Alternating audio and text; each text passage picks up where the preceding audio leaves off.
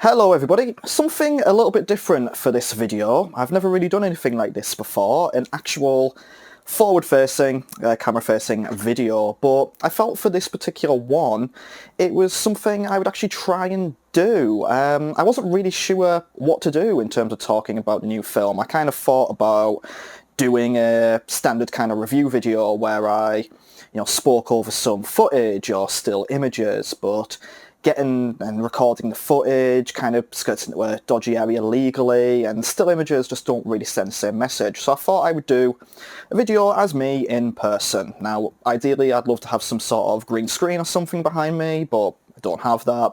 I don't have the room, and this was quite a spur-of-the-moment decision. But, as you can probably tell by the title, we are here to talk about Evangelion 3.0 plus 1.0, Thrice Upon a Time. It finally released just this past Friday on Amazon Prime. All of the other films are now up there for people to watch. They've been redubbed. We've got the kind of original cast, the original sort of ADV cast back. To do it all. I actually watched it in Japanese, but I would like to go back and watch it with the original cast because that's the one that I heard when I got into Evangelion many years ago. So as you can probably guess, there are going to be some spoilers in this, so if you haven't seen it yet, do look away. Well, don't even look away, turn the video off, go watch the film, then come back and watch this. If you're not bored about spoilers or you have seen it, then, from this moment onwards, that'll be when I will start discussing things. So, just to get things out of the way, I absolutely loved the movie. I adored it. I think the one word that I've used to sum my feelings up on it over the last few days have just been beautiful. It was a beautiful movie. It did subvert my expectations somewhat. Having Neon Genesis Evangelion, the TV series, and then End of Evangelion as my introduction to it back when I was about to turn 18, back in 2005. I'd never seen anything like that before, and that left a certain feeling and a certain expectation of what Evangelion is. And when we went into this new series of movies, I wasn't quite sure where Anno was going to go with it. And to see everything kind of end the way it did, I really liked it, and I think it's a really good reflection of sort of how Anno himself has grown over the last, few years. And, how long has it been? Like 25 years since he made the original Evangelion. One kind of thing I've thought is that, when he made Evangelion, he was at a very particular stage in his life. It was his first battle with depression and mental health. Maybe not his first battle, but one of his first major battles with it.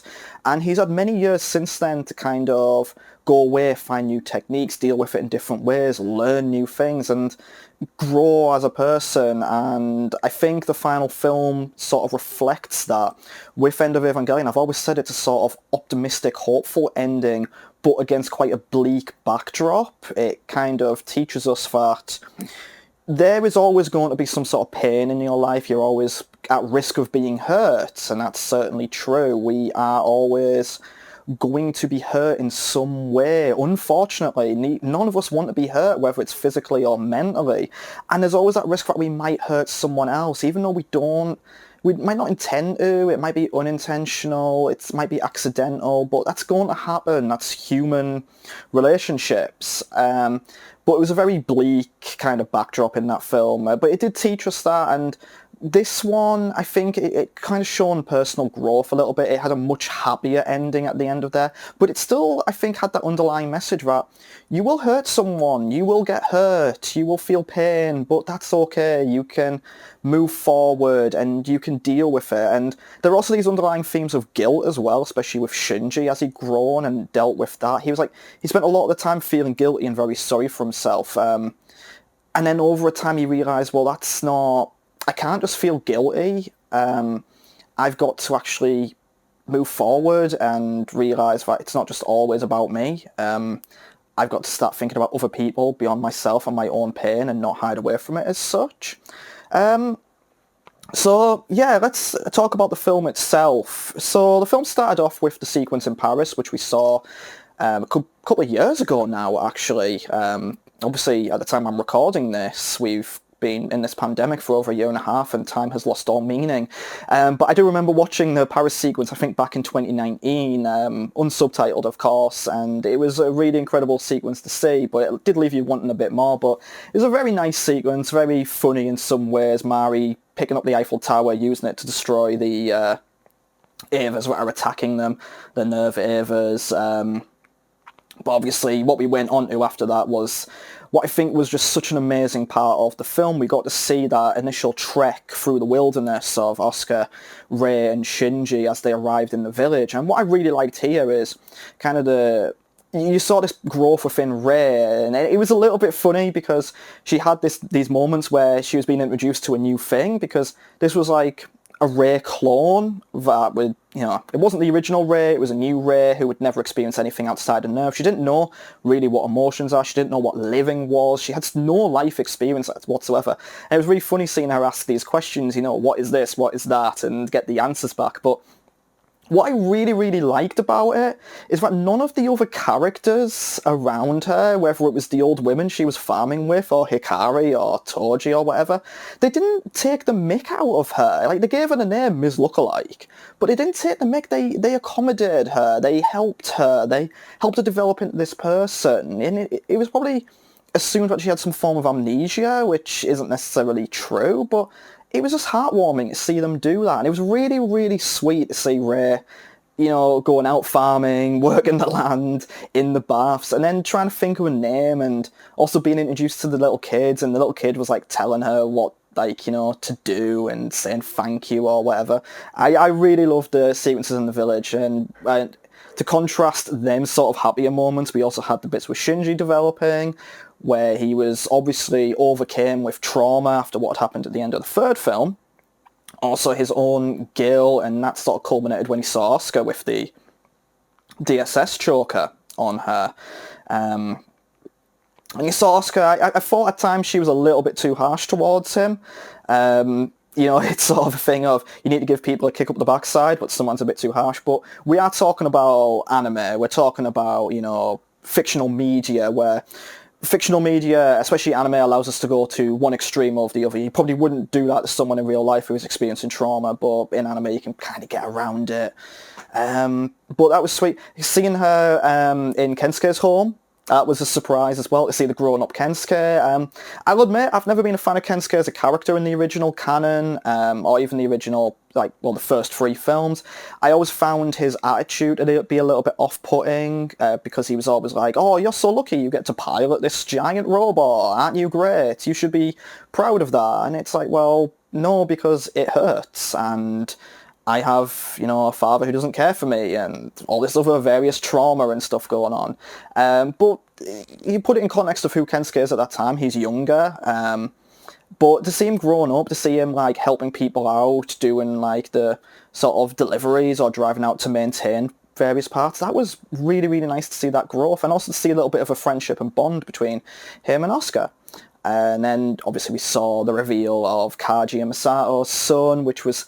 It was very sad because Misato kind of gave him up, kind of feeling, I can't look after you, and you're not going to really know who your parents are. But seeing the photo with Shinji and him together was really nice. And that was, you start to see that growth of Shinji as he learned to fish, he learned to just kind of be a bit more human again and interact with people and see that, hey, maybe life isn't so bad, you can move forward past this, we've all had to grow, and you can as well, you can overcome your issues, you can be forgiven for what you've done, but you've got to work at it. Then we moved from that, obviously a very tragic scene with Rei. I'm going through the plot of the film, talking about it a lot more than I expected to. We saw the very tragic scene with Rei where the tentative name Rei Ayanami realised that she can't survive in this world, she can only really survive at nerve, and she exploded. That's lack of better terminology. And that kind of, I think that made Shinji realise, I've got to get back to Ville, I've got to get back to the Wunder, I've got to potentially see Misato, but I can't stay here, I've got to move on. And then we get into the latter part of the film, and quite a lot of things happened. We got the more actiony sequences, and then we got into the real, not the meat of it, because it's all very meaty. It's like, 3.0 plus 1.0 is like walking into a butcher's shop. It's just very different types of meat all over the place. Like in the beginning, could be like beef, could be lamb. What the hell am I talking about? And then, like I say, we got into like one of the main parts where it was the confrontation with Gendo. He came down all like godlike with half of his face missing, and then thanks to Ritsuko, half of his brain missing, which was quite amusing. I kind of cheated a little bit when I saw Ritsuko actually shoot him, because it was sort of like redemption for all what happened in the end of Evangelion.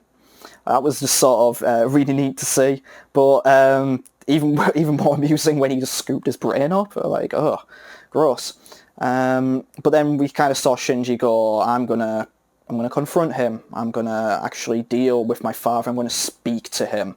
And it harkened back to like Kensuke earlier in the film saying, well, you need to speak to your father. And I think, obviously, it's kind of, communication's a tricky one, I think, when it comes to something like that. It's not something I've personally experienced. I can't imagine how difficult it would be. And again, it's because it's fictional, it's a very extreme example. I think in real life, if there was a parent like Gendo and the son like Shinji, you probably wouldn't want them to communicate. You would probably want to be without the other, because it's a certain type of relationship, which, very, very serious. But in this, because it's fiction, you can maybe cross those lines. And we saw Shinji make that decision. I'm going to confront, I'm going to go and deal with this. I'm going to undo what my father's done. And then we delved into this amazing, sometimes funny, heartbreaking emotional sequences where Shinji confronted Gendo, and Gendo basically explained his plan, what he wanted to do, how he wanted to remake the world so there's no pain, no suffering. And it was like, he had these violent confrontations where Shinji was in Unit 1, Gendo was in Unit 13, and they were fighting each other, and then it would go through these various sequences in the Evangelion world where, it would be like the schoolroom, it would be the city, from when Shinji first piloted the Eva, it would be Misato's apartment, and it was all very funny, but it ended with Gendo basically saying, violence isn't going to stop this, fighting me physically isn't going to help you. And then I think Shinji kind of realised and said, no, I want to understand you. Why do you do what you do? Why do you make those decisions? Why are you so standoffish with me? Why did you abandon me? And we got into Gendo's psychology. We learnt about what he was. And this was something I kind of liked as well, as Gendo is not a nice man and perhaps doesn't necessarily deserve redemption. But I find sometimes in the fandom you go two ways with Gendo. You either get like him deserving of redemption, or they paint him as completely and utterly evil. And I'm not very fond of it when they paint him as evil. It's like, he was evil, he was bad when he was growing up, and he will always be bad. And I always like the angle where he was like, no, he wasn't bad, but he was corrupted by this trauma in his life, like many of the Evangelion characters are. They're all broken in some way. I think you do kind of have the main villains with Selle. They're like your sort of stereotypical, these are the bad guys, they're doing bad things. But the rest of them, the main cast we see, they're all broken in various levels, and it was like one event might have triggered that. And we saw that with Gendo. We saw that he was like kind of like a loner growing up. He retreated to his music. He didn't really want anyone. He enjoyed the pursuit of knowledge, and then he met Yui, who changed all that, and he fell in love, and he had the family and the kids and the friends, and then she tragically died, and it broke him, and he kind of felt he couldn't look after Shinji, and it was just it was really emotional to see that, and see that realization of Shinji, like, I'm like you are me, we are the same kind of person, but one of the differences is you've chosen to go down this path. I've still got that choice, and I don't have to do that. And he gave the Estat back to his dad, and his dad kind of hugged him, and it was just really emotional to see. And I'm even like, I'm getting emotional now, recalling it and thinking about it, but I'm trying to keep it together for the video. But it was just so lovely to see, and then Shinji kind of made a decision. What can I do? As he went through more of the characters, he encountered he encountered Karu as well, who explained about the idea that this was a cycle and going on, and he was fated to meet Karu over and over and over again. And it was kind of revealed Karu had done this on purpose in a way, because Karu wanted Shinji to be happy in some way, but it was actually Karu kind of being a bit selfish, and it was his own happiness he was thinking about. And it kind of brought home that even Karu is a flawed character, as, perfect as he can come across at times. So Shinji kind of made this open decision, like, I'm going to make worlds, I'm going to reshape the world as you all want it, but it's not going to have Evangelion in it. it's not going to be Evangelion. It's going to be a world where we can be happy and free. It will still feel pain and suffering and hurt and be hurt and hurt each other, but there's that chance of true happiness. And what followed was like that sequence where all of them were kind of freed from their bonds, and it was just super, super lovely to see that happening. And it kind of delved into a bit of a meta thing where it went from character to character. It had callbacks to previous the previous work, and then we kind of got to the end itself. This beautiful sequence where Shinji was ready for his fate. He was like, "You're all. I'm freeing you all. I'm happy at Rain Behind." But then kind of Yui was always with him, pushed him out, and Gendo was there. And then it went back into kind of the real world, and we sort of saw this lovely ending with like him and Mari running off, which I know it kind of, for some people, kind of felt like it came out of left field, because there was still some things about Mari unresolved, and I didn't really cover that in any of the past 10 minutes. Because it's such a big, dense film. It's 2 hours 35 minutes. It's packed, and I can't quite recall everything. But we got a bit more of the mystery of who Mari was. We got a bit of we kind of figured out why Oscar was called Oscar Shikanami, and we got to see them as adults in the end. And it was kind of like the fitting farewell, as such, as they were all there on the train station.